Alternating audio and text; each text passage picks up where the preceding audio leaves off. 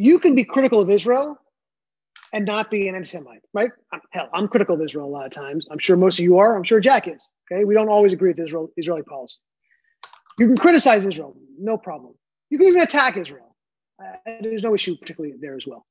But there is a line that comes that when you, and by the way, when you said anti-Zionism, so I think anti-Zionism is anti-Semitism, right? Because that is by nature, you are anti the Israel state. Once you cross over a line to say, I am critical of Israel to the exclusion of any other country.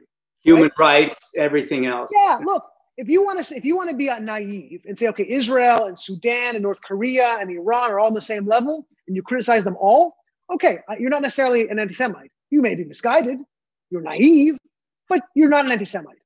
But when you start to focus on Israel alone, when you support BDS, boycott, divestment, and sanction, to the exclusion of boycotting Iran or North Korea, right? Then you have crossed over into anti-Semitism, my friend. You may not even know it, but you may, I think if you really looked in your heart, you would. So that to me is the dividing line. When you're critical of Israel and you attack Israel to the exclusion of all other quote unquote bad actors, you have crossed over into anti-Semitism.